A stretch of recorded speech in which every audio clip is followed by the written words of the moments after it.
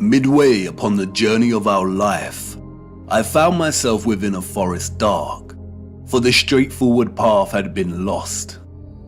And during my journey, as I made my way through the tangled labyrinthine paths of deception, looking for the center of truth, I met a brilliant woman who taught me many a flat fact. But out of all of her flat facts, it was one fact that struck a chord. She showed me the maps of old and asked me to find the key anomaly, the one error that all maps contained. I pointed to the varying representations of unknown land masses, to Hyperborea. She shook her head. No, find the glitch. We live on a flat plane. Our world is an electromagnetic terrarium, surrounded by an ethereal sea of water. And like all terrariums, after initial creation, they begin to form their own self-sustaining atmosphere. The sun and the moon journey above our flat realm in concentric spirals. There are 5 prominent circles of latitude, we are told. We have the Arctic Circle, closest to the center, the Tropic of Cancer at 23.5 degrees latitude in the northern hemisphere, the Equator at 0 degree latitude, the Tropic of Capricorn at 23.5 degrees latitude in the southern hemisphere, and the Antarctic Circle.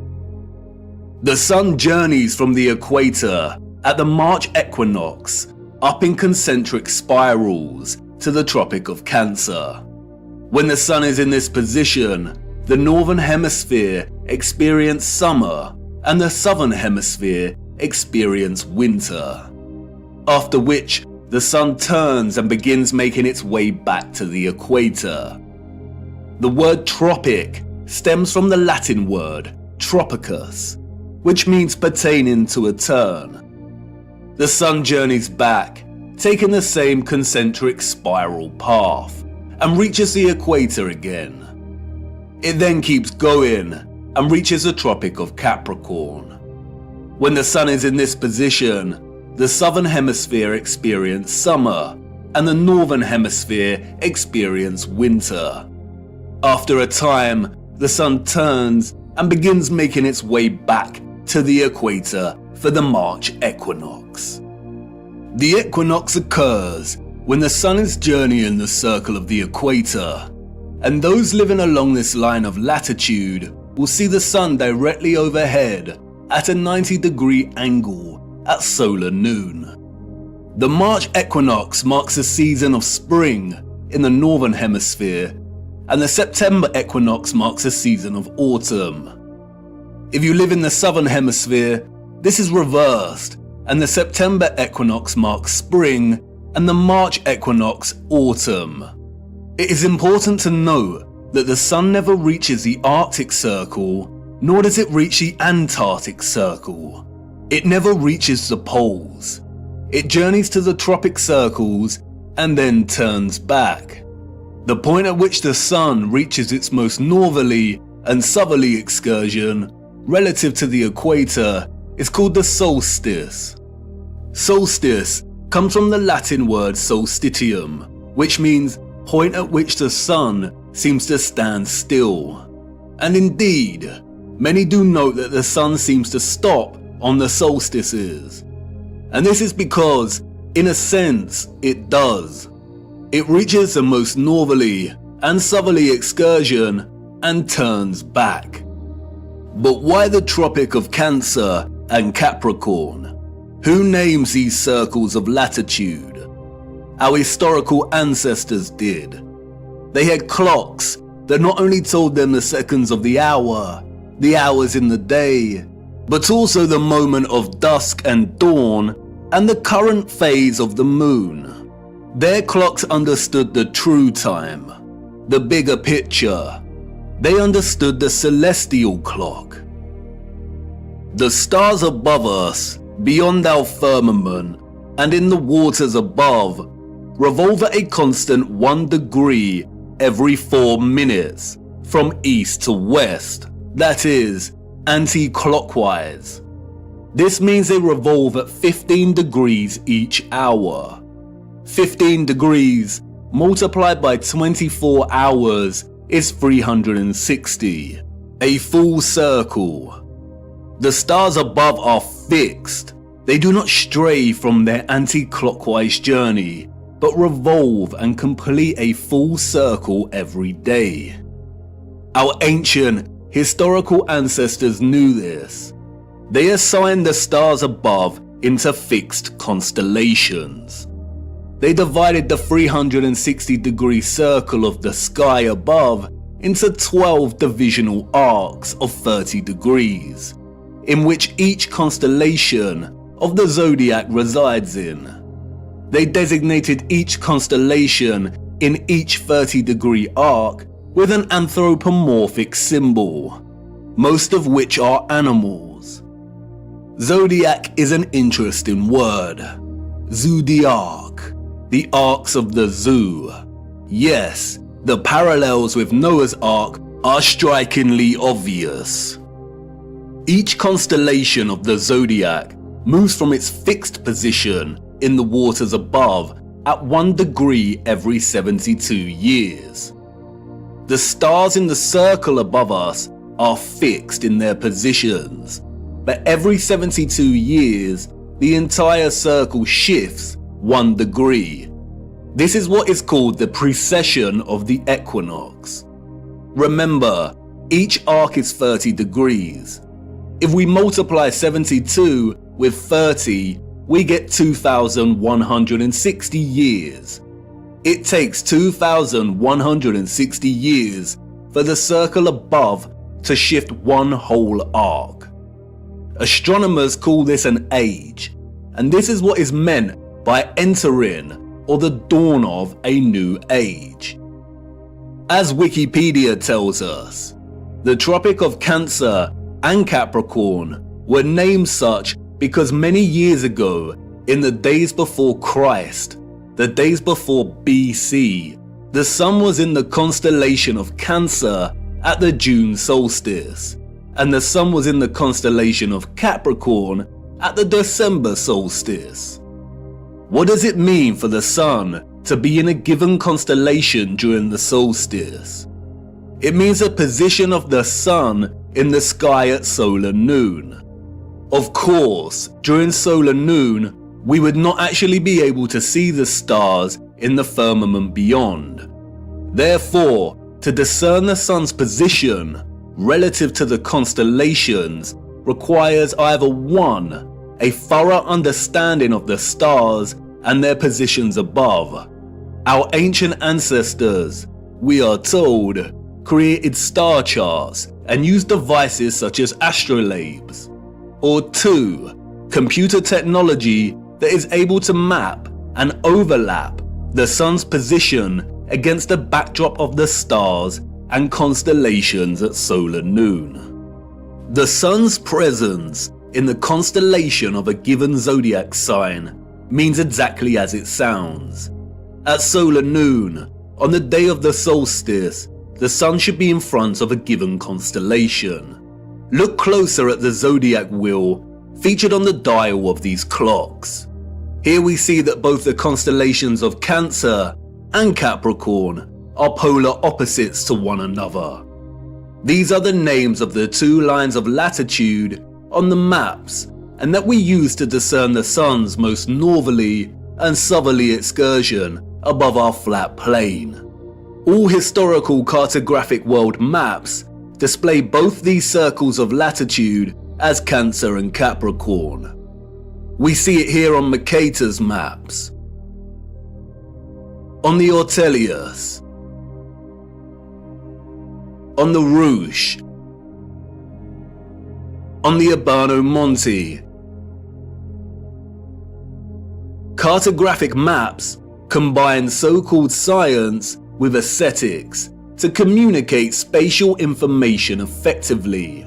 They strive to be accurate. And we still use this designation of Cancer and Capricorn for these circles of latitude on our cartographic maps today. Google Earth also uses these designations. But why?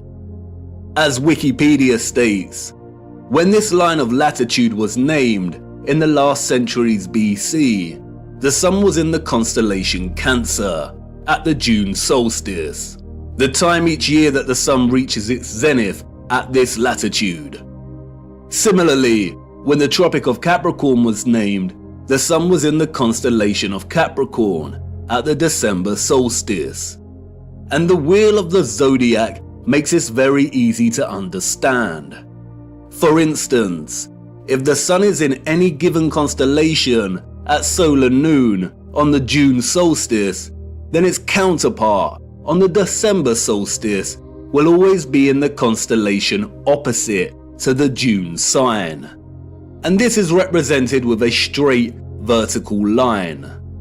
If, for instance, the sun was in the constellation of Aries at the June solstice, then it will appear in the constellation of Libra in the December solstice. If the sun was in the constellation of Pisces at the June solstice, then it will be in the constellation of Virgo during the December solstice. These signs are, in a sense, bound in their opposition to one another. And this is where it becomes interesting. The vertical line here represents the tropic circles and their respective constellations during the solstices. But they are governed by another circle of latitude, the equator. On the wheel, this is represented by the horizontal line. And you'll see that the lines form a cross. The equator and the tropic circles are bound in unison by this cross. Remember, the zodiac is the clock face of the circle of stars above us.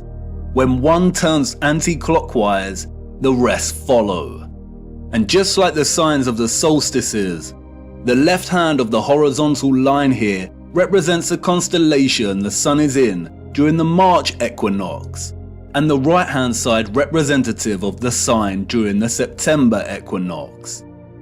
And it is the left hand side of the cross, the March equinox, or what is referred to as the vernal equinox, and its zodiac sign, which acts as a reference point for the entire celestial coordinate system. It's called the first point of Aries. The naming of this reference point after the sign Aries is arbitrary, or so they say. We also use it as a reference point for naming the age we are in.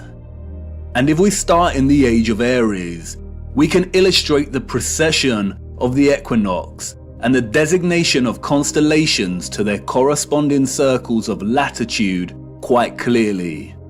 For instance, if the sun is in the constellation of Aries during the March equinox, then we have the Tropic of Cancer and Capricorn. We also see that the sun will be in the constellation of Libra during the September equinox. Now the stars above us are revolving anti-clockwise from their usual fixed positions at 1 degree every 72 years, and a whole zodiac arc every 2,160 years. So let's jump 2,160 years to the age of Pisces. The sun is, of course, in Pisces during the March equinox. We have the Tropic of Gemini and Sagittarius, and the sun in Virgo during the September equinox. You'll no doubt have noticed that the wheel represented here turns clockwise, and that's because it's a representation of the constellations, as if your view was outside of the firmament and looking down on the stars. If you were standing underneath this wheel and looking up, it would rotate anti-clockwise. I am using the clockwise representation because it is the best way to illustrate the precession of the equinox. This rotation keeps shifting one arc every 2,160 years until the wheel makes a full circle, or what is known as a great year. Why is this important? What we see here And what the mainstream narrative confirms is that the tropics of Cancer and Capricorn occurred during the age of Aries. For the last 2,000 years or so, we have been in the age of Pisces. Remember, an age lasts for roughly 2,160 years. And we are now on the cusp of entering into the age of Aquarius. On June 2020, during the solstice, the sun entered the border of Taurus, and therefore the transition has already begun. And Google will tell you this yourself if you search. A new age, or a precession of 30 degrees into a new constellation on the March equinox, is not some new age, pseudo-spiritual fantasy of astrologists and yogis alike. It is an astronomical law of the stars above in the firmament, and you can track it yourself every equinox and solstice. It is a critical and integral component in the function of our realm. If we are entering the age of Aquarius, then that means that the sun has not been in the constellation of Cancer or Capricorn during the solstice for over 2,000 years, when our realm was in the age of Aries. All the old and current cartographic maps, and even Google Earth, represent these circles of latitude as the Tropic of Cancer and Capricorn. There are no maps that present the tropic lines correctly as they should be in the age of Pisces, our current age. Wikipedia and other mainstream narratives of deception tell us that our ancient historical ancestors of horse and cart and copper chisels named these circles of latitude in the times of BC, and no one in the course of history that followed bothered to change the names of the tropics to their accurate designation. We are in the age of Pisces, and have been for over 2,000 years. The circles of latitude should be called the Tropic of Gemini and the Tropic of Sagittarius. And so what? What's in a name? But this brilliant lady, who taught me this flat fact, was patient. What's in a name? Everything. And until she said it, I didn't realize how stupid I'd been to overlook this. Maps are not just pretty projections of the landmass on Earth. They are practical instruments of navigation. Our ancient historical ancestors, we are told, depended on celestial navigation, on the position of the stars in the firmament above to guide their way when at sea. Follow the North Star. And if perchance their compasses failed, then knowing the map of the stars above would be critical. Believing that our ancestors just continued to use the designation of Cancer and Capricorn for the tropics that was established by their own historical ancestors, who belong to a different age entirely, is absurd. Celestial navigation would have been an essential skill set for anyone navigating their way across the oceans. And if they did have advanced technology, like we have our computers and GPS systems, then would they really be that lazy and neglectful to not bother designating the tropic circles to their correct constellation titles? Did they really invest so much time building the most advanced astronomical clocks only to neglect their maps? No, they did not. All these historical maps present designations for the tropic circles of latitude that are well over 2,000 years old. Why? And why are we still using this designation today? For you see, these maps, and all our maps, including Google Earth, are tools of deception. Where are the maps from the age of Pisces? The maps of the last 2,000 years? And could these maps actually be over 2,000 years old? It seems like someone does not want us to know the age we reside in, or wants to distract us from finding out just how important the precession of the equinox really is. This brilliant lady's flat fact leaves us with the following conclusions. The maps, all of them, Mercator and so on, are either 1. Original maps that belong to a period that occurred thousands of years ago and have been given false dates and narratives surrounding their creation. 2. Manipulated copies and versions of original maps that were created over 2,160 years ago. Or 3. They are all fake and created during the Great Reset of the last few hundred years to generate a false history and timeline and solidify the false historical narrative and the rise of Galilean heliocentricity. Out of all of these options, the second and the third are most likely. Cartographic world maps are not easy documents to create and establish. They require a solid understanding of our Earth's size and shape. They require a thorough understanding of the circles of latitude that are integral to the workings of our world. They require a complex understanding of the continents and land masses. These maps are likely manipulated duplications of maps thousands of years old, or completely fake. And we do see signs of manipulation, especially in regard to the landmass known as Hyperborea. We see Hyperborea in various maps of varying styles, and we are told that these are from the 16th century. But towards the 17th century, we see Hyperborea start to be erased from the maps. We see unknown land masses that are present in some of these old maps vanish entirely. And then it dawned on me, the message of this flat fact.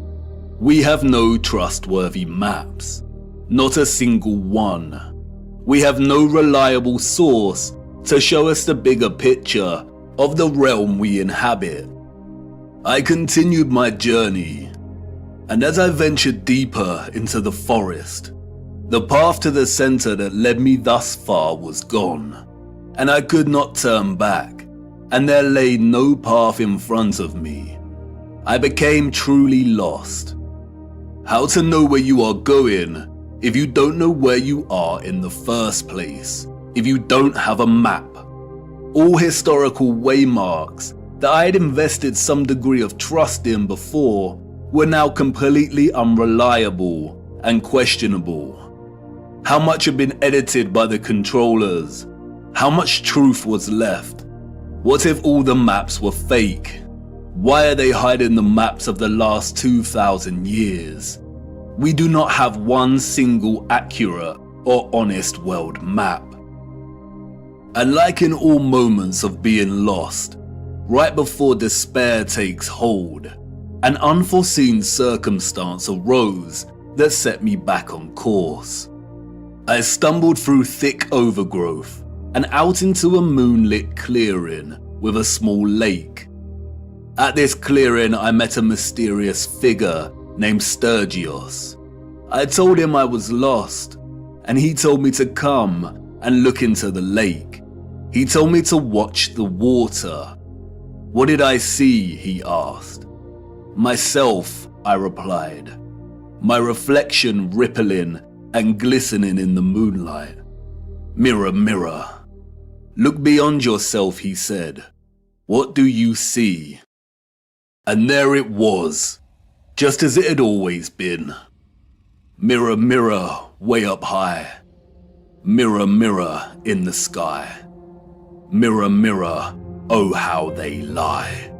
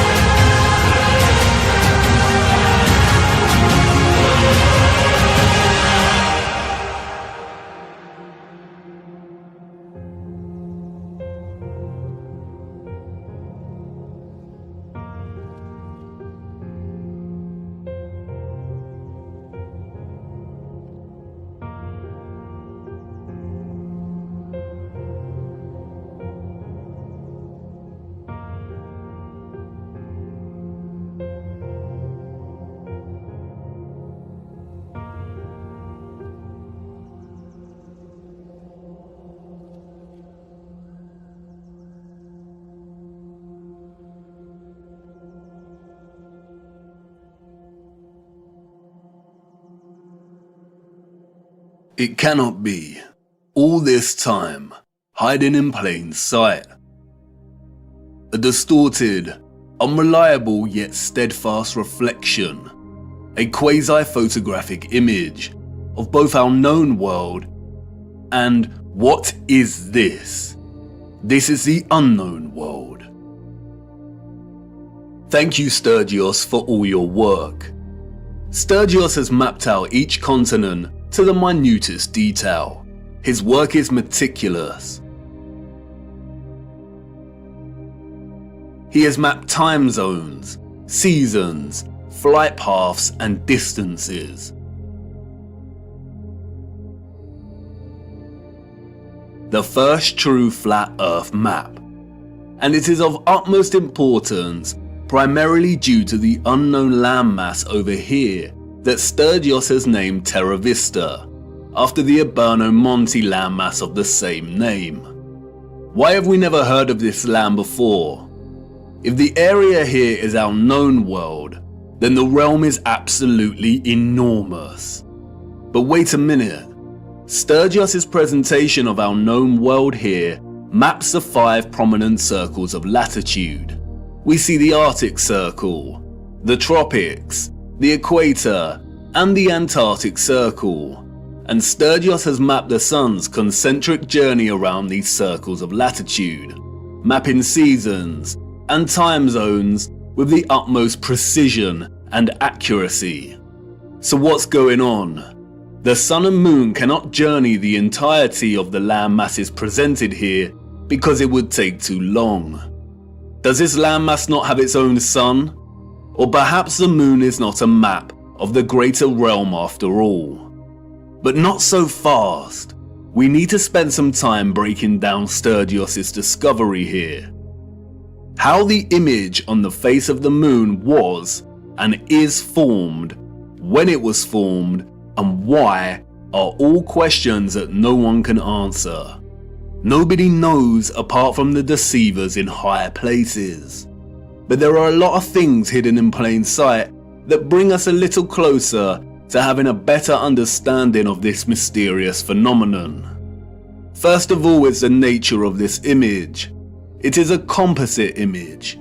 You are witnessing multiple images simultaneously when looking at the face of the Moon. And these images are akin to a type of X-ray photography. There is also evidently a lot of distortion and optical illusion present in these images. No one can offer an explanation as to how this composite image has formed, nor has anyone ever provided a satisfactory answer as to what exactly the Moon is. And rightly so, for if they could, we would not be in this mess in the first place. While most alternative views of the Moon's true nature are rooted in nonsensical theories, such as those dreamt up by many deceivers and boys who never grew up, and who like the idea that aliens created the Moon and there exist underground bases deep within its craters. There is one man, however, who spoke of the Moon in the years leading up to the space race in the 60s, and who offered a very sensible insight. In 1965, Professor R. Foster challenged the corrupt scientific complex by stating that landing on the Moon was an impossibility. It is an impossibility, according to Foster, because the Moon is plasma and not solid. Here is what he said in an interview. What is your theory? Well, it is by now rather more than a theory. 10 or 11 years ago, I stated to various scientists that the Moon is not a piece of rock, but it is a plasma phenomenon, cosmic plasma, and that this fact will eventually be confirmed. I made certain predictions which were already confirmed in 1958, and the situation now is coming close to a complete confirmation. Scientific views expressed all over the world now that the Moon seems to be of a quite different nature of what was assumed. But the Americans and Russians are thinking of landing men on it. Well, that will never happen. Not on the Moon. On Mars, on Venus, on other planets, yes, but the Moon is definitely, as I assert, a plasma. Like most that speak out, Foster was most likely controlled opposition. Notice that he says it is possible to land on other planets, but not the moon. It is likely that it was his task to introduce a half-truth, that the moon is a plasma phenomenon, only for his claims to be, quote, debunked and proved wrong, unquote, a few years later, after they staged the moon landings. Since Foster's claim, however, our own access to technology in recent years has allowed us to investigate the moon in more detail. And through this we see over and over again varying instances of the moon behaving in a way that debunks a lie that it is a ball of rock. We see with our own eyes a semi-transparent moon, either at night or while there is still daylight. We see the sky through the moon. Sometimes it is even possible to see stars directly through the moon. Many have repeatedly demonstrated that moonlight is colder than the shade at night, and therefore it cannot be reflected sunlight as it possesses no residual warmth. We also know that spherical objects do not reflect light. By the laws of reflection, the light concentrates into a highlight point and does not reflect. You can also see frequent crescent moons when both the moon and the sun are within close proximity of each other, meaning that it is impossible for the sun to be casting the Earth's shadow onto the moon. So if the moon is a plasma phenomenon, then how could this be formed in the first place? It is in the appropriation and demonization of the symbol of the swastika that we find some very interesting insights.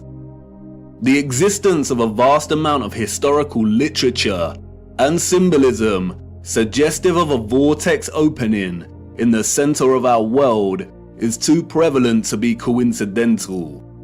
We have looked at much of this before, but strangely enough, in the years preceding and during the complete demonization and eradication of the swastika's association with the vortex, we find some additional information regarding this central vortex that is astonishing.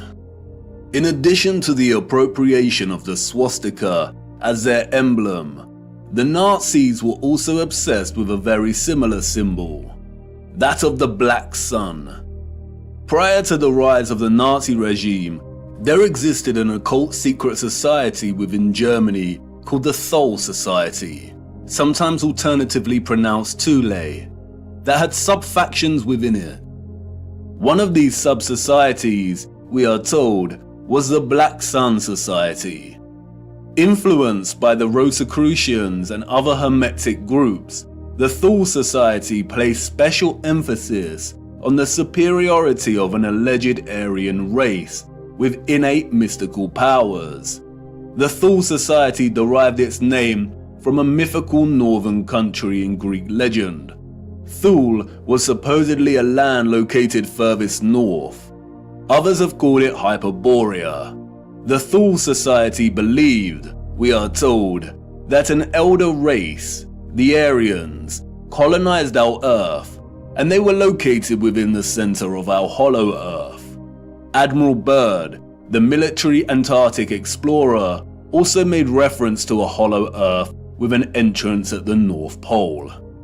The Thule Society also believed that the Black Sun was a big ball of primer materia that existed in the center of the Earth and emanated radiation in the form of real energy. This energy has many names. Some have called it chi, astral light, odic forces, or orgone.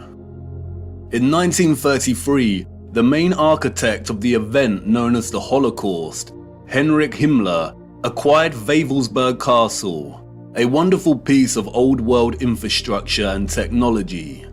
He supposedly remodeled the castle, and in doing so imprinted the symbol of the Black Sun into the marble floor of what came to be known as the General's Hall. Much of what has surfaced regarding the German secret societies before and during the Nazi regime is deliberate misinformation. carefully controlled with the sole intention of distraction and demonization. The misinformation regarding these societies has served to further fuel the UFO and alien agenda, which many, such as Jordan Safer, David Wilcock and Corey Goode, have since latched onto and promoted. They are part of a controlled opposition agenda. They are liars. The sole intention of disclosing information regarding German secret societies was to yoke together a ridiculous concept of a superior alien Aryan race existing within our world's northern core, or opening at the center, with maniacal dictatorship that resulted in gruesome genocide, or in other words, to make them seem crazier than they already were. The controllers of our realm had to appropriate the swastika and eradicate its symbolic association with the Earth's central electromagnetic and physical vortex.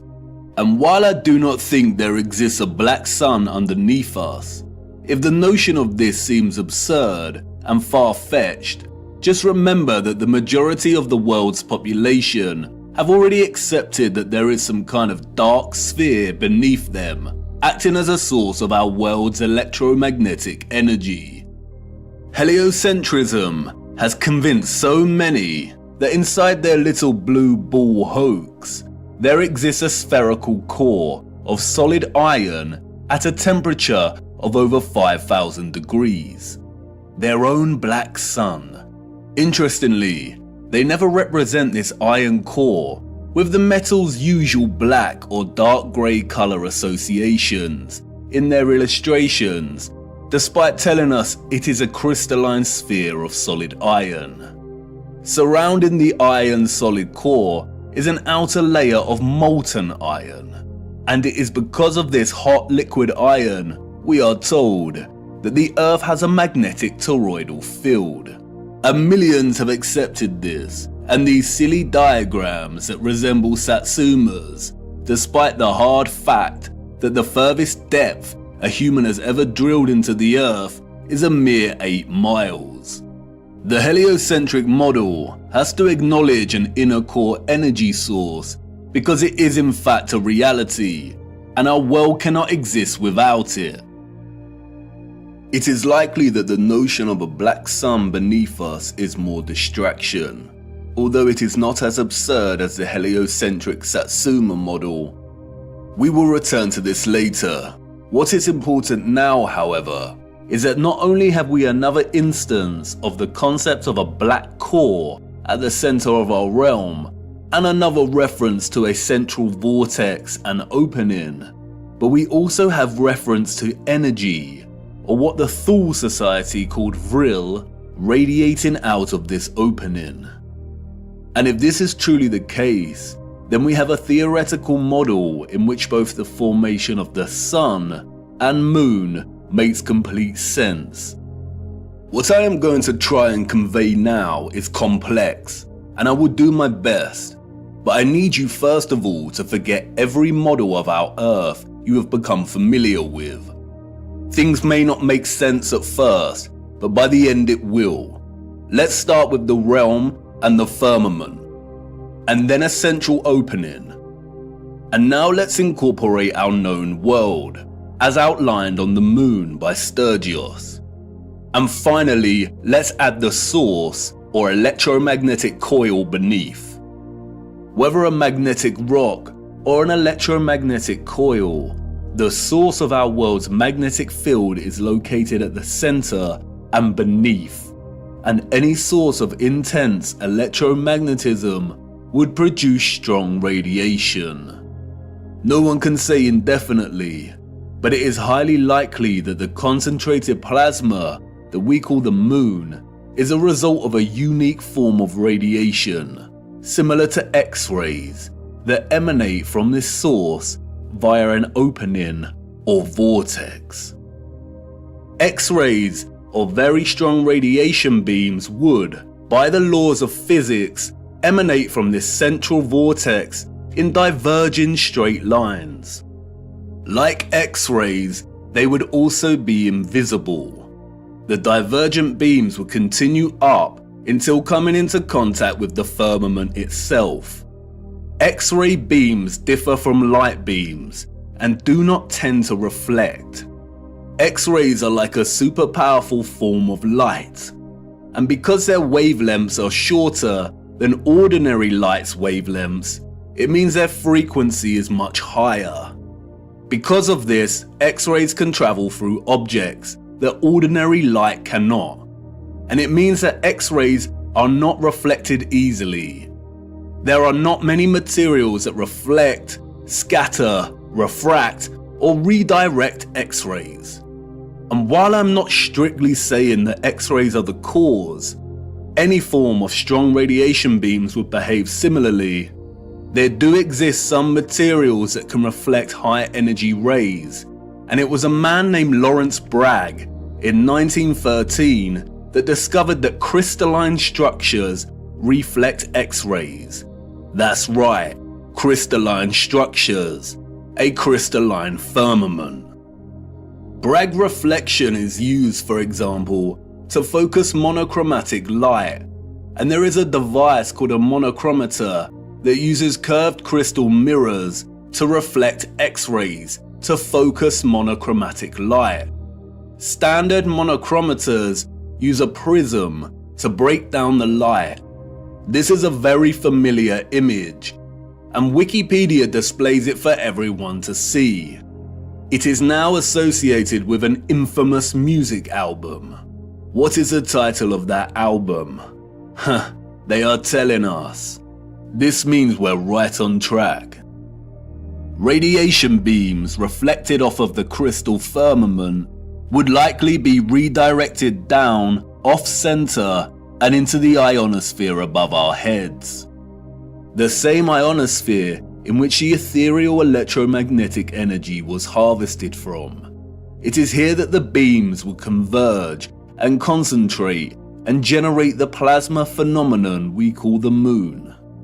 The idea of electromagnetic rays reflecting from the firmament and converging in the ionosphere may seem preposterous, but there are many homemade experiments you can conduct yourself to prove the power of concentrating light rays.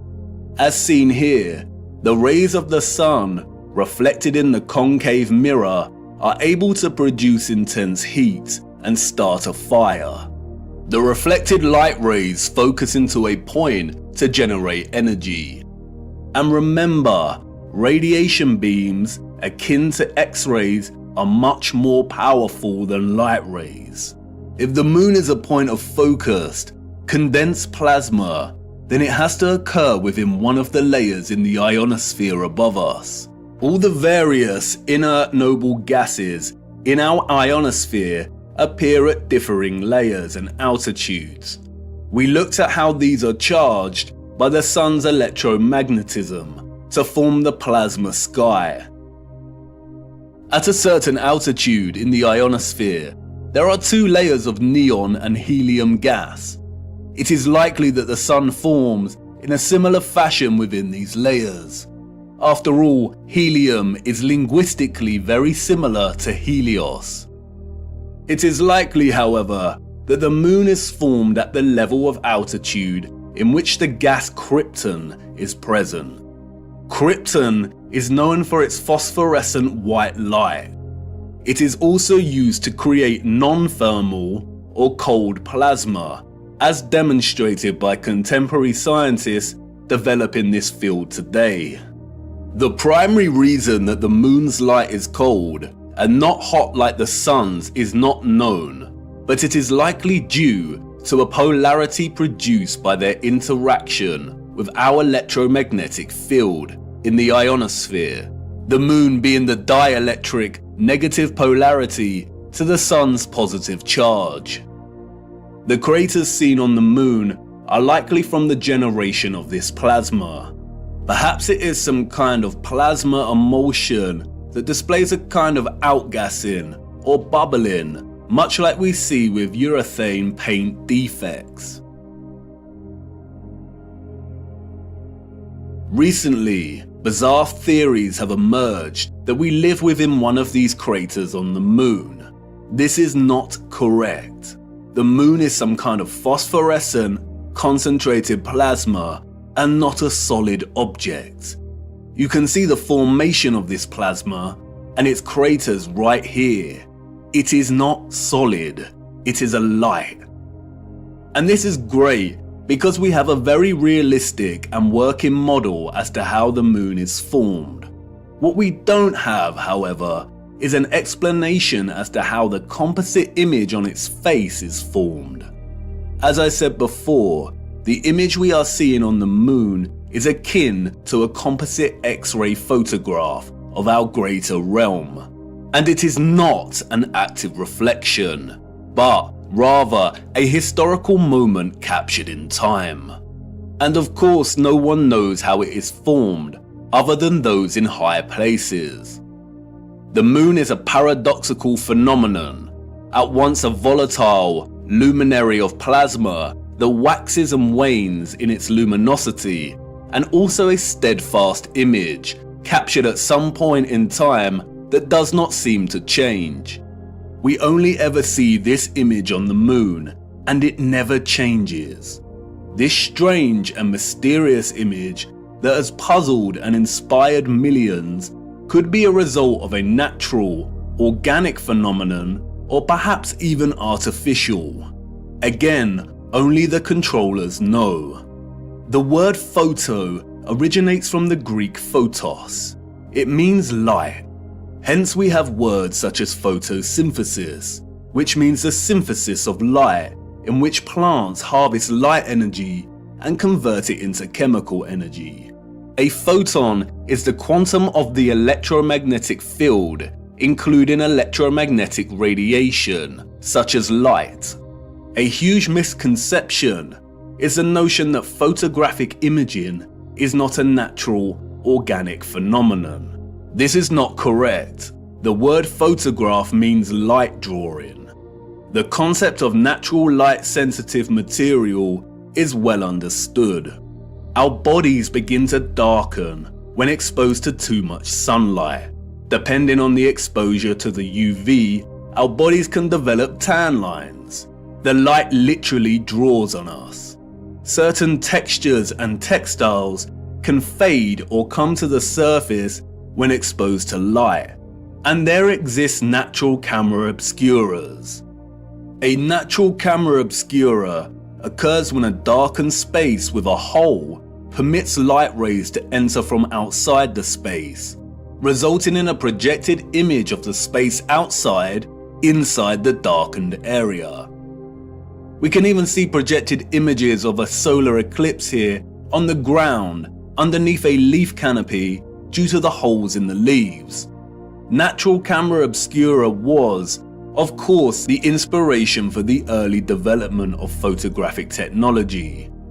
Interestingly, the noble gas krypton, the same gas present in our ionosphere, has been used for years, we are told, as an integral component in camera flashes for high-speed photography. It is also an essential component in hyperpolarized MRI scanners. There is also a possibility that the face of the moon is not a natural phenomenon, but was a result of an experiment.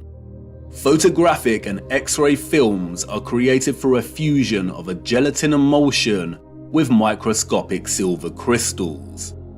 Because of this, exposure to light is able to capture an invisible latent image. During light exposure, the silver halide crystals grow to visible sizes, and this is what is called printing out the image. Microscopic silver was essential in producing traditional photographic images. Without it, the technology would not have been possible in the first place. Interestingly, in their alignment of noble metals with astronomical bodies, the alchemists designated the moon as having rulership over the metal silver. The birth of modern photography began in 1800, we are told, when the uncle of Charles Darwin tried to capture the image produced in a camera obscura. He discovered that by coating white leather with silver nitrate, he was able to partially capture real-life images. The use of silver nitrate was developed further by Louis Daguerre, who went on to birth the daguerreotype and modern photography. But what is interesting is that silver nitrate goes by another name. They called it lunar caustic, in homage to the alchemists' association between the moon and silver. It's also quite interesting that many Masonic representations of the alchemists depict the sun and moon as reflected rays. And what are the coincidences that the alchemists, who probably didn't exist in the manner we are told they did, associated the moon with the very metal in which traditional photography is impossible without? This is not a coincidence. Those of the old world knew what the moon was, and perhaps an older civilization that came before them and that were also technologically advanced had a hand in rendering the image on the moon. It's not that much of a preposterous notion, considering that we are continually experimenting with things on a cosmological scale today, staging fake rocket launches that sometimes get caught on the firmament, developing artificial suns, and some demons in higher places are even trying to find ways to dim the sun. Humans have always overstretched their ambitions when it comes to the luminaries, and I don't see why advanced civilizations of the past would have been any different. But how this composite image phenomenon came to be is not important for our journey. It's what it shows us that is important. And perhaps it is best to leave the moon shrouded in mystery. Whether a natural or artificial X-ray photographic image, what is important is its composite nature. The image we witness here is a combination of at least two fixed images that are superimposed upon one another.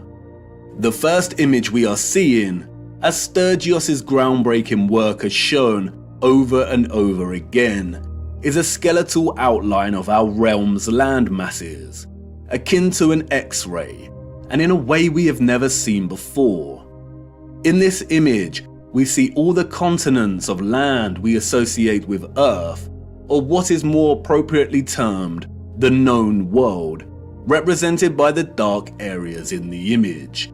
And we also see vast bodies of land and continents that we are completely unfamiliar with.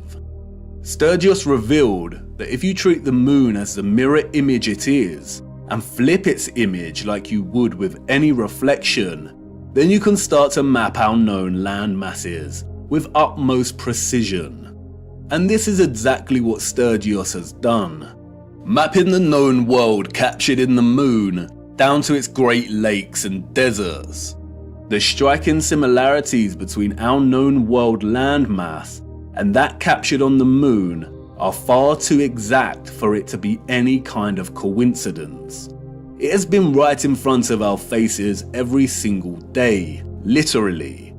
It is likely that no one has connected the dots here before because of this particular unknown landmass, which Sturgios has appropriately named Lemuria. And this landmass is very important because we know that it does not exist anymore. Theories of Lemuria's existence as a lost continent have been around since the 19th century, with most plotting its location somewhere around the Indian Ocean.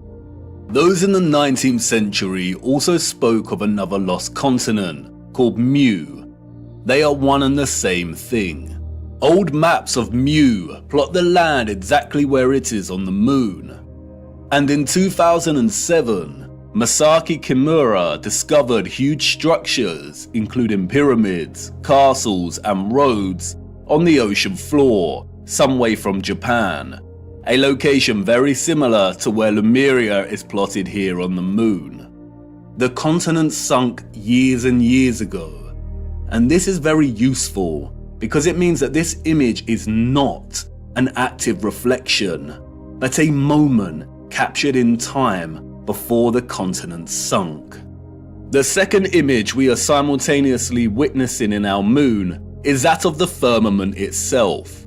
Yes, you heard me right. The moon is the only known official image of our firmament. The face of the moon is a composite image, and we have to separate the images to fully understand what we are seeing. We have the landmass of the greater realm, and this is one image from one angle. And then we have another image from a different angle. I can only illustrate this by showing you. This specific area of the moon is primarily what gives the phenomenon its spherical 3D appearance. The heliocentric liars love this area of the moon, and they have used it as a weapon of deceit against us. It is not a crater with rays, like they tell us. Look closer. Really look. This is not the markings of a spherical object.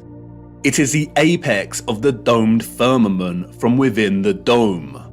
Watch closely. This is the composite image on the moon, presenting both images simultaneously. And this is an interior of a hemisphere dome. And now, you see, if you align the central apex point of an interior hemisphere dome, then it becomes quite obvious. If you erase the remaining vector lines of the dome, then it becomes really obvious. And once you see it, it becomes very hard to unsee. It isn't a sphere. That is an optical illusion. It is the markings of a hemisphere dome. And not only is this the interior apex crown of the firmament, it is also a reflection of the center of our realm below. This area of the moon lends its spherical shape because of the so-called rays that emanate from it. But as you can see, it is an optical illusion. The rays are actually hemispherical ribs stemming from the dome's crown. This area in the middle of these ribs is not a crater. That is the vortex directly beneath the highest point of the dome. The controllers have named this area Tycho. It was given this name, we are told, by Jesuit astronomer Giovanni Riccioli in 1651. If it was not for Tycho, then the controllers of our realm would have a very hard time convincing millions that they lived on a giant spinning ball. And like with everything else, they have used Tycho to hide things in plain sight. For instance, another 17th century Masonic astronomer named Pierre Gassendi called it Umbilicus Lunaris, the navel of the moon, which is interesting as Norse mythology uses the same simile of the navel to describe Vergelmir, the whirlpool in the center of our realm. Arthur C. Clarke's Space Odyssey, one of the most famous science fiction novels of all time, features a crater on the moon named Tycho. In the novel, scientists find that there is a strong magnetic field emanating from the crater and discover that it is coming from a black cube monolith buried 15 meters within the crater. A black monolith, a rupes nigra, a magnetic black rock. If you separate the two images, then you can see clearly how they are in fact two images of two different angles that somehow have ended up superimposed on each other. We do not see any oceans or water mass captured in the first image, which suggests there is some kind of X-ray radiation at play. We don't see the vortex at the center in the first image for this reason. And again, no one knows how these images were formed. But if some kind of radiation beams were responsible, then the first image, the land masses of our greater realm, were most likely captured as the rays hit the firmament. And as those rays were reflected into our ionosphere and began forming the plasma mass we call the moon, it is likely that the second image was captured. And that is the image of the firmament, of the structure existing above us. And that's why we can see the outline of this structure, the stars beyond this structure, and the reflection of the vortex and other great deeps below. The moon is a masterpiece of distorted perspective, a plasma embodiment of as above, so below. And it's going to take a lot of work and careful consideration in smoothing out this distortion to try and get somewhere close enough to create a proper map of the world we live in. And because the moon is a disc-like mass of plasma, the first image of the land presents some curvilinear distortion. And you can see it here at the edges as the land begins to warp and wrap slightly. A lot of serious work needs to go into creating a flat projection of this distortion. But it shouldn't be too difficult, because the distortion is only slight around these edges. And that's why Sturgios can map the circles of latitude, seasons, and time zones very accurately. A map without the distortion may look something like this. But important questions remain. If the central vortex is absent from the land image on the moon, then why has Sturgios plotted the land we assume is Hyperborea over here, which is not in the center? And what about all this other land? The sun and moon cannot journey above all of this land, as it would take more than 24 hours to circle all of this, and we know the paths of the sun and moon. And the big one. The one you've been desperate to ask about since uncovering the only map we have. Where is the ice wall that you flat earthers constantly bang on about? Let's start with Hyperborea. And here's where many flat earthers may experience cognitive dissonance. Although Sturgios has plotted Hyperborea here, there is no proof that this is the true Hyperborea. There are a lot of different land masses in this region, and we cannot be sure.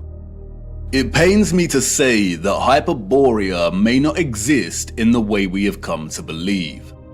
Mercator's Hyperborea is likely the work of the Masons to throw us off the real path.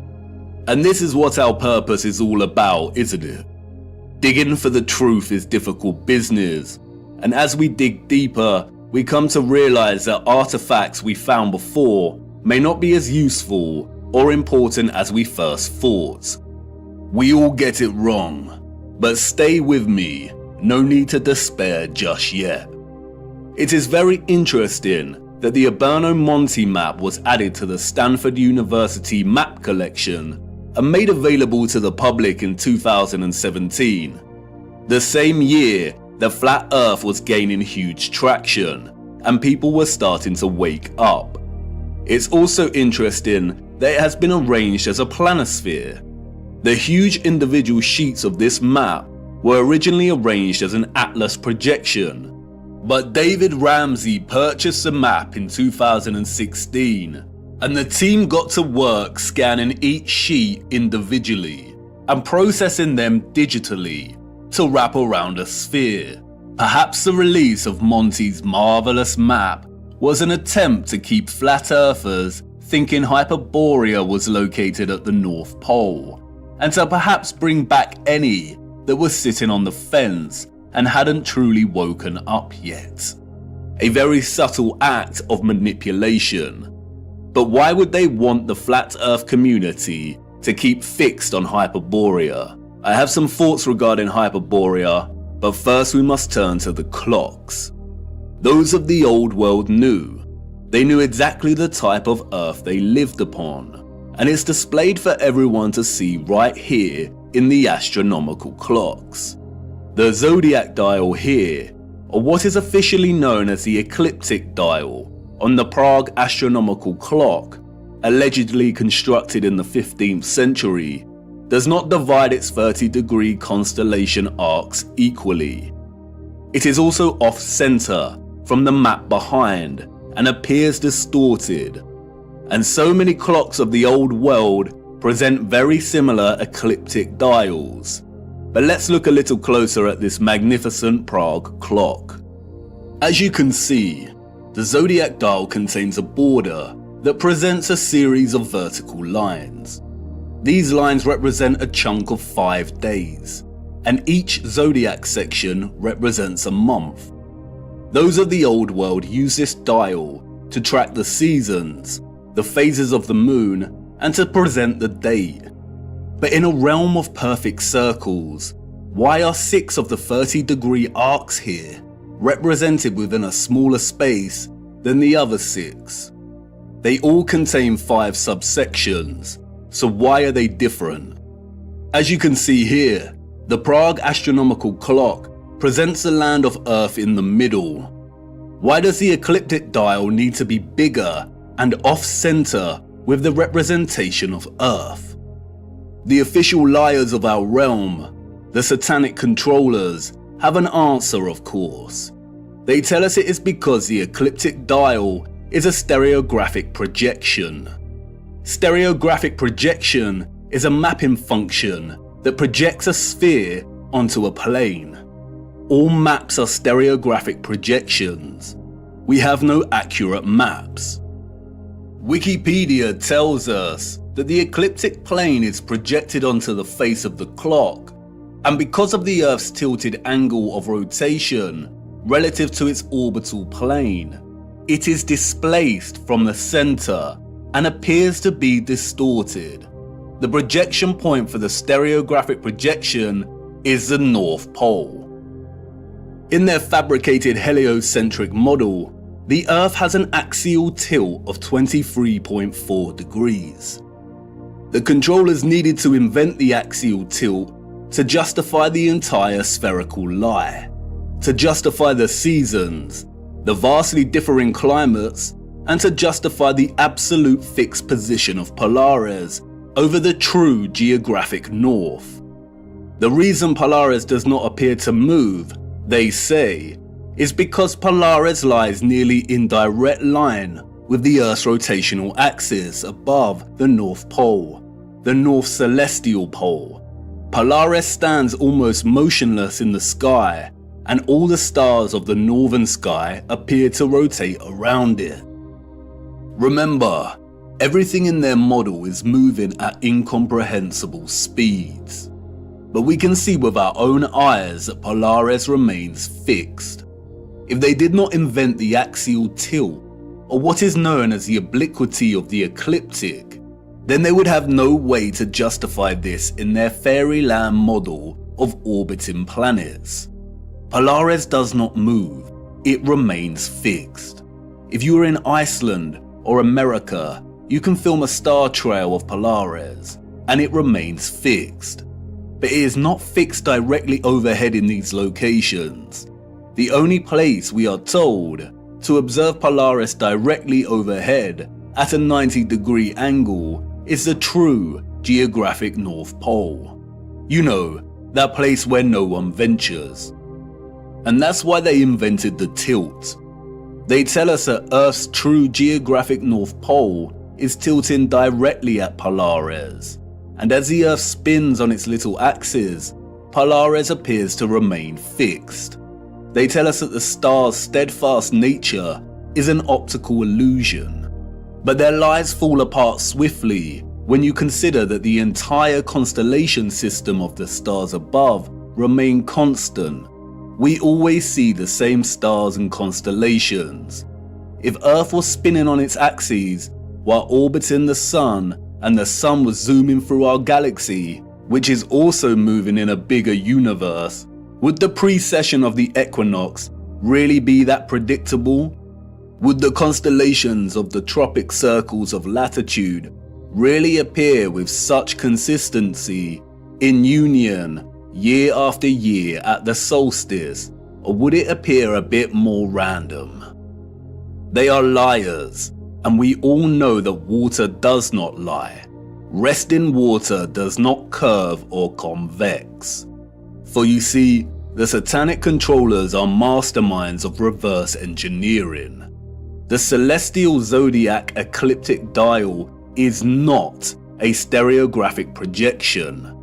The entire heliocentric model is reverse engineered science, and they had to start at Polaris and trace their steps back to ensure they justified its fixed, immovable position and made sure it was compatible with their globe.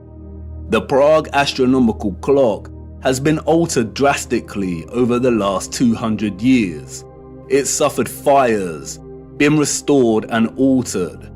And you can see that here in the way the projection of the Earth behind the clock has changed over time from a flat map to a bulging, unsightly sphere. But look, when you align the ecliptic dial with the map of our greater realm, then this all starts to make sense. The zodiac constellations appear distorted, despite all having 5 equal subsections, because our location is limited within a portion of the greater realm, and this governs our observational perspective of the stars. The shape of this dial has nothing to do with an axial tilt. It is designed this way to reflect our known world within this magnetic field pocket.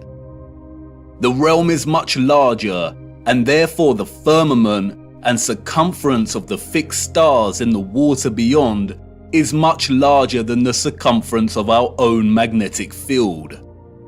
Polaris is here, above the center, and this is so important. They tell us that our magnetic North Pole is separate from what they call true geographic north. Our magnetic North Pole is moving. How can that be? Is that just another one of their lies? No, it is not. It is a half-truth. They tell us over the course of a century, the magnetic North Pole has moved from its location just above Canada to near Greenland and is now en route to Siberia. It is moving fast. Why? The symbol of the swastika and the black sun offer some clues as to why. For years now, flat earthers have come to see the magnetic North Pole and geographic North Pole as synonymous, but they are not. As you know, the swastika symbolizes the vortex, but the black sun takes its symbolic message further. The central core circle here represents the iron core, the black sun, or what the fictional Mercator called the Rupes Nigra. But look closer. There is another ring outside of the central core. Remember, the black sun is the energetic core inside of the vortex. And remember also that in the heliocentric model, they acknowledge that the Earth's core is a solid iron sphere, but there also exists an outer core of molten iron liquid. They also tell us that this liquid outer core is responsible for producing our moving magnetic field and poles. This is why the pole is moving, because the magnetic field is not emanating from the solid core, but from a volatile outer core. This is what the second circle here represents. And like everything heliocentric related, all you need to do is apply common sense and flatten the curve, and things start to make sense. There is not a spherical outer core, but some kind of electromagnetic coil, perhaps even made of molten iron, surrounding the central solid core. At the core we have a vortex opening, but the actual volatile energetic source is beneath. The central core is akin to a central clock dial. It's solid and remains fixed, and everything else moves around it. But it is also the keystone responsible for this entire movement. Everything surrounding our world moves. The stars above move, the sun and the moon, and the electromagnetic outer core under us, and all the while the land itself and central solid core remain stationary. And not only does this outer core move and take our magnetic North Pole with it, but it is highly likely that it moves in accordance with the precession of the equinox, in time with the stars above as they move from their fixed positions, which means that it probably moves 30 degrees of the realm's circumference every 2,160 years. The North Magnetic Pole is slowly moving, and it is as natural as the sun and moon's concentric journey above us.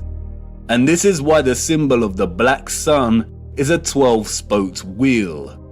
Each spoke represents a fixed constellation of the zodiac. Each section is an individual age. And the result is a situation like this.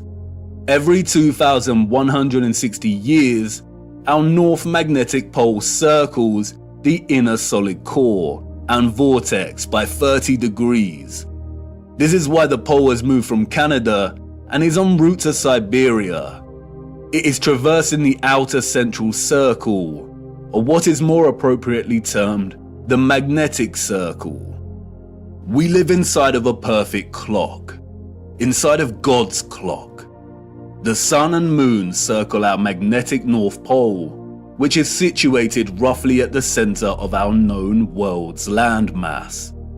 But this magnetic North Pole circles the inner vortex and completes a full revolution every 25,920 years, or what is referred to as a great year. Each great year consists of 12 precessional or astronomical ages of 2,160 years each. We are on the cusp of entering the age of Aquarius, and this is why our magnetic North Pole is en route to Siberia. As the North Magnetic Pole circumvents the central magnetic circle, the toroidal magnetic field moves with it. The Sun and Moon are bound in their revolution by our magnetic North Pole, and because of this, they move within our magnetic toroidal field only. This is why the magnetic North Pole will always be the center of our known world. As I said before, the first image of the landmass presented in the moon's face is likely akin to an X-ray image and has not captured any water mass. And because of this, it has only recorded the areas of our realm with high density, such as the land. In the same way, an X-ray image will capture the parts of our bodies with the highest density, like the bone, but not the blood in our veins. In a sense, it is appropriate to view the landmass captured here as skeletal, and because of this, it has not captured the water or ocean surrounding our land, nor does it display a differentiation between the frozen landmass and that which is not frozen. If the sun's concentric journey above us is bound by the North Magnetic Pole here and its magnetic toroidal field, and this entire magnetic field is moving with the pole, then it is likely we have a situation of a changing climate as this process unfolds. All areas outside of our magnetic field will inevitably be frozen and dark due to the lack of sunlight. And this is consistent with what some of the scriptures have told us. I saw the great rivers, and I came to the great river, and to the great darkness, and went to the place where no flesh walks. I saw the mountains of the darkness of winter. This is your ice wall, and it's not a constant, fixed wall. It is continually melting and refreezing with the revolution of the pole over the course of a great year and each astronomical age. Do you now understand why they are terrified of the ice melting, of our Earth supposedly heating up, and why this demonic joke of a man wants to dim the sun? They are using natural climate change due to the rotation of the magnetic pole to justify a whole host of useless measures and money laundering. They are terrified because they are on the verge of losing all control of the narrative. We must save the precious Antarctica from melting, the last unspoiled place on Earth. But as you can see, there is no landmass for us to call Antarctica. It is a complete lie.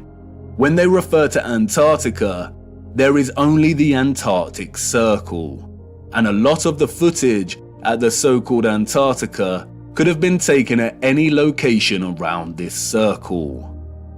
As you can also see, the land masses of South America, New Zealand and Australia all fall within close proximity to the outer edge of the greater world map, and would therefore be within close proximity to the foundations of the firmament itself.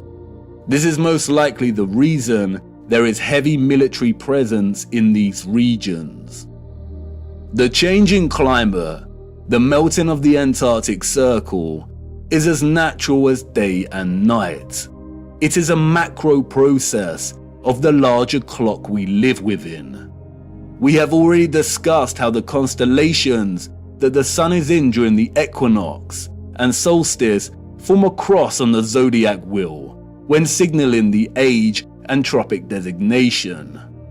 We'll look closer at the Prague clock again. The central dial of the clock is placed within the center of our magnetic field, and the sun and moon move within this field. Our magnetic field is off-center from the overall greater realm. It isn't an even cross, but a true cross, or what is now referred to as a Latin cross or crucifix. We live within the crossbeam of the cross. And in case you hadn't noticed, our magnetic field pocket within the greater realm also forms a crescent moon. Not the type of crescent moon associated with the alchemical mercury and silver, but this kind of crescent moon. The same symbol that the controllers appropriated and redesignated to represent nobility. The cross and crescent are natural expressions inherent in the workings of the timepiece we live within. They are natural expressions of God's clock. And we got it wrong. Polaris is not situated 90 degrees above our north magnetic pole, in the region we call the Arctic, home to Greenland and Iceland. Polaris rests above the vortex at the center of the greater realm. And this is where the distinction between geographic cardinal directions and magnetic directions needs to be emphasized. When we travel across our known world, or the land within our toroidal magnetic field, we use a magnetic compass, and the magnetic pole is in the center. That's why when we travel from west to east, we go in a circle, and when we travel north, we go towards the center, and when traveling south, we move directly away from the center. However, there also exist geographic cardinal points. And what do the scriptures have to say about this? It's right there in Enoch's reference to the 4 quarters of the world. Our magnetic field, according to Enoch, lies in the geographic north of the greater realm. And the first quarter is called the east, because it is the first. And the second, the south, because the Most High will descend there. And the west quarter is named the diminished. And the fourth quarter, named the north, is divided into 3 parts. First of them is for the dwelling of men. The second contains seas of water, the abysses and forests and rivers, and darkness and clouds. And the third part, the garden of righteousness. The vortex is in the center of the realm, or what is more appropriately termed true north. The X-ray image of the land on the moon map does not display this vortex, but, as discussed, it is present in the second image of the firmament.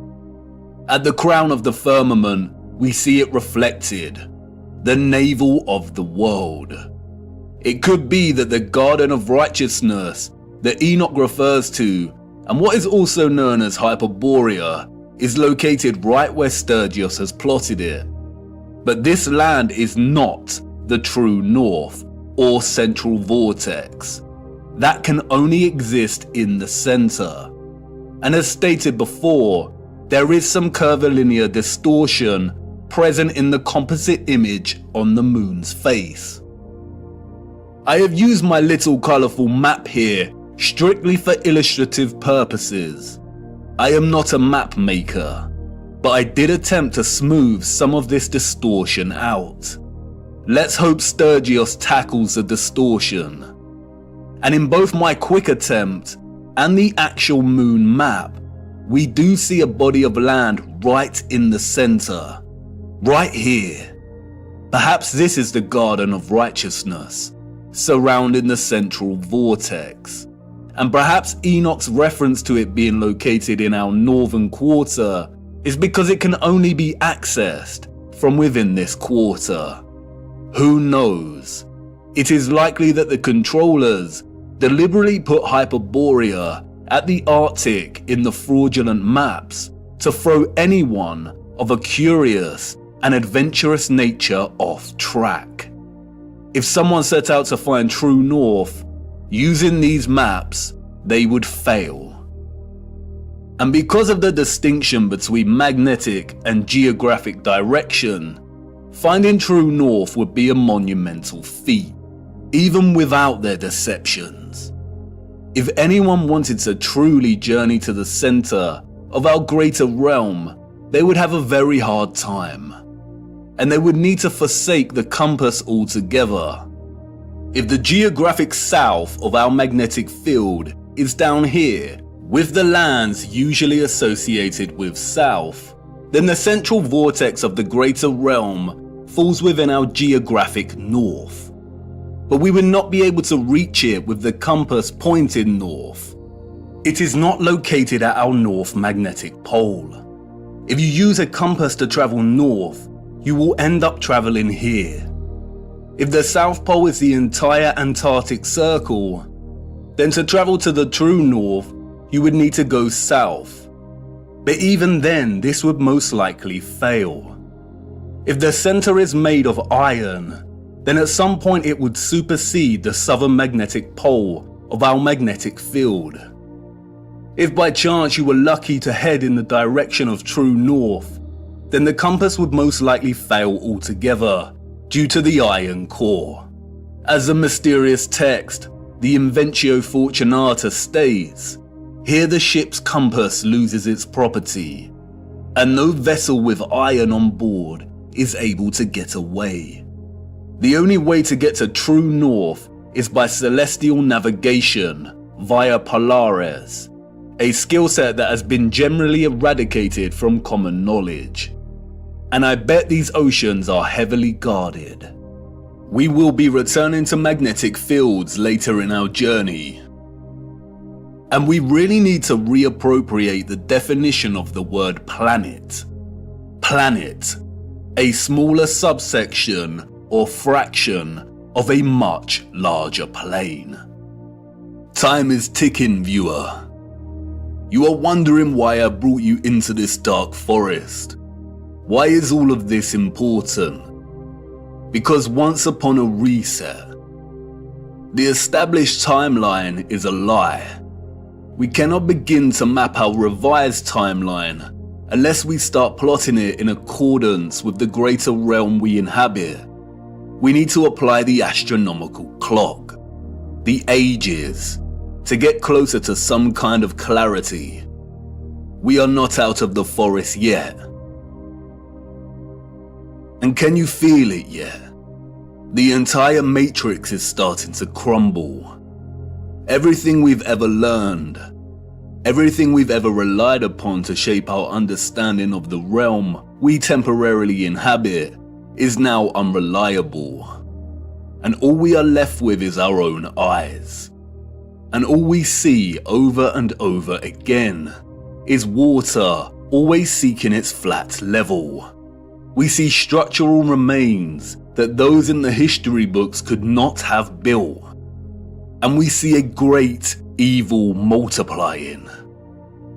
We only have our eyes and old photographs, moments captured in time, the act of photography, the art of juxtaposition, of comparison and contrast.